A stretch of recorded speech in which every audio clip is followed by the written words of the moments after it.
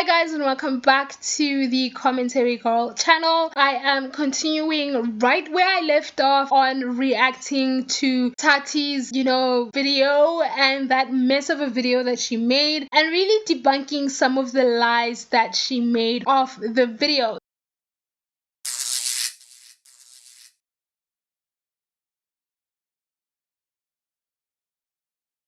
So we're gonna pick up where we left off, and it's right around the time where she talks about Shane Dawson, and she talks about how she really met Shane and how their relationship came about. And by her own admittance, she talks about the fact that she was excited to meet Shane Dawson. She was excited by the fact that she, was meeting this almost highly influential person on YouTube, and she even says it herself that she hoped that maybe down the line he could make a series about her and make a documentary type thing for her channel and her journey on YouTube. She brings up some very personal stuff like past abuse, her faith and everything else, and her and Shane practically bonded over empathy because he said that he could feel that she was an empath and that he feel her emotions and all of those things.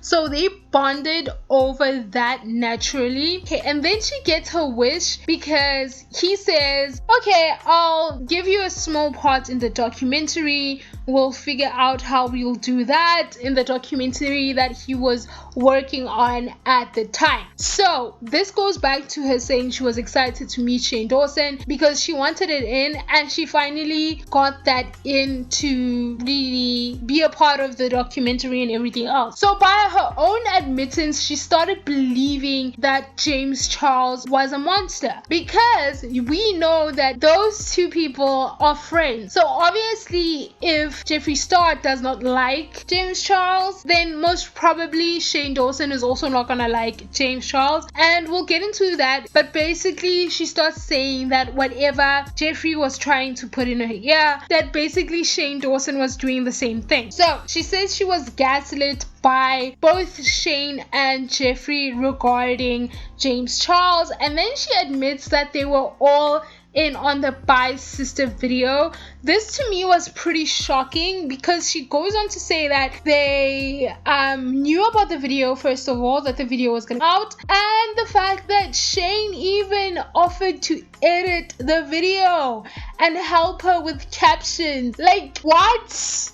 This isn't a video that she just woke up randomly one morning and started recording. This was pre-planned. A downfall of another YouTuber was pre-planned behind the scene. And all in the same breath, she alludes to the fact that editorial outlets knew something big was coming. And I think she's referring to the influence of Jeffree Star and Shane Dawson both in the media, so maybe they were able to put out feelers, and that's how this drama became so huge. Because usually YouTube drama, especially makeup drama, it'll trend for a day, right? But what happened to James Charles trended for weeks, for a month. Big corporations were talking about, big people were talking about Tati's vitamin. Like, it was a huge deal. People who normally don't even talk about YouTubers were talking about YouTubers. So you can only imagine how much work was done on the back end to ensure that James Charles did indeed have his downfall. And then she speaks about contacting authorities on behalf of an alleged victim based on audio clips and hearsay. So she talked about being given audio clips as proof of things that James Charles has done, and she says that she contacted the authorities about all of this. And I really don't know how to feel about that, because while she's talking about this, she's also being very cagey and not saying much, but also saying a lot in the same sentence. And she admitted herself that she never included that part in the video. So we really don't know what she means by all of that. So we don't know who this victim is. We don't know if that audio is even real, if it was doctored. Maybe there is a victim, but she's using that as sort of an example as to why she made the video, and I feel like she's just digging a deeper grave for herself. Like, all of it is just nonsense.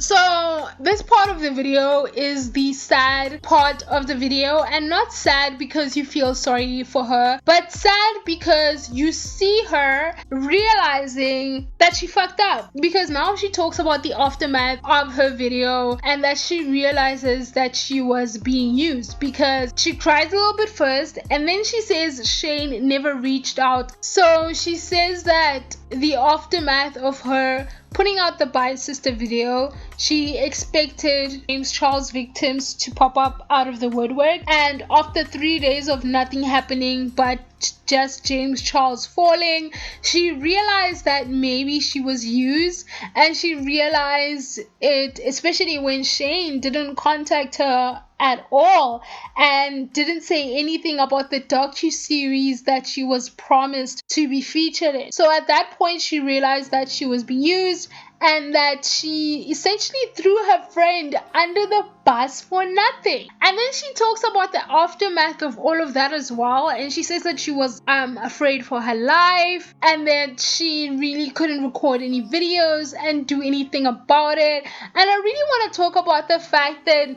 like, how she describes life after the takedown of James Charles. It's nothing but guilt. She was suffering from guilt. She was paranoid, thinking people were coming for her. She couldn't make YouTube videos like she used to. She was barely online. She was barely getting any views. At some point she complained about YouTube like hiding her videos because she wasn't getting the decent amount of views. That's because you attracted people based on drama, people who didn't care about your content. And I feel like she realized that life before the drama was simple and life post drama was just this weird existence where nothing was fun, and that's guilt. She was guilt ridden for months and months and months on end. And then she says she left her home to escape everything, and I feel like this is also part of the trickle down effect of guilt and dealing with all of this stuff. She talks about guilt, having guilt. She talks about weight loss. She talks about fertility issues. Basically, during this whole year while James Charles was suffering, she was suffering as well, because she essentially did all of these things, and it seems that it was for nothing, because now she didn't have the community that she used to have. She could barely live in her private life, and everything genuinely sucked because nobody was interested. And I feel like that was just a product of her own doing. So she starts talking about things coming together. Obviously, in the past month, you have seen the rumblings of the fact that everything was manufactured, everything was planned, and all of these things. So slowly things start coming out, and she starts seeing the fact that maybe, just maybe, she was played. And then again she teases about having evidence but won't let up, and I feel like that's frustrating. If you're gonna come here online and say stuff, release that evidence, put it all out there and be done with. Like, don't tease us about having voice memos, about having all of these things when you're never gonna release them. It's the same with Jeffree Star. Every time there's drama, he'll tease about knowing stuff, and then 3 days later he'll come out and be like, well, no, for my mental health I decided not to be like this horrible person, so I'm not gonna say anything anymore, so whatever. And then she says that Jeffree and Shane were jealous, and during all of this she doesn't include herself. She says that they wanted to take James Charles down because his following was growing, he was getting all of these things, he was surpassing their numbers, but she doesn't include herself because she too was jealous. The primary reason why she made that video is because she was jealous. She made her Bye Sister video knowing that she was going to take this boy to the cleaners for the filth, for everything else. So I don't believe the fact that she's really putting the blame on Jeffree Star and Shane Dawson, because she's just as guilty and she needs to be honest about that. And then there's a whole host of things she talked about. Like, she said that there's a possibility that Jeffree Star is a co-owner of Morphe. She thinks Jeffree Star and Shane planned this takedown. She talks about Jeffree Star and Shane throwing her under the bus in the last few months, and then she has the nerve to threaten to sue. And I find it so hilarious that only a year ago she was the one saying all of these things about James Charles, and now she's the one threatening to sue anyone who is just basically gonna say that she's lying or that is gonna say anything bad about her. And it doesn't work that way, you know. You can't have your bread buttered on both ends. Like, it doesn't work that way. And then she makes a shout out to the YouTube community, and then she apologizes to her followers and fans, and I feel like to everyone pre-Dramageddon too, because I feel like at this point she feels like she could have done better, she could have been a better person, and she's like, yeah, I pretty much fucked up when I made that video. I sort of ruined my internet career when I did that, and I'm sorry that I did that. And then she lets out a big sigh. She cries a little bit more. She whines about wanting her life back. She promotes her charity and says the proceeds to the video will go to the charity. And then she says that you shouldn't allow yourself to be manipulated. And this word has been floating around for weeks now, and I'm sick and tired of it. You are a grown woman who is, I think, 40 or nearly 40, and you want to tell me you were manipulated by these people and didn't know how your video was going to be perceived by the world. Nobody is that naive. Like, I'm not falling for it. And I want to feel sorry for her. I want to feel empathy, and I want to feel like sort of like sad for her and what she's gone through in the last year. But how did James Charles, how did he feel when the world basically turned on him after a 40-minute video? How did he feel when Jeffree Star made comments about his family and his family were getting death, and his brother had to go live with his parents, and he had to like get mental help because he was in such a dark and evil place? How about that? How about the fact that there was 3 against 1 and he had nobody, and all of you guys were rejoicing, gaining subscribers and gaining all of this fame and notoriety and making all of this money while his life was plummeting?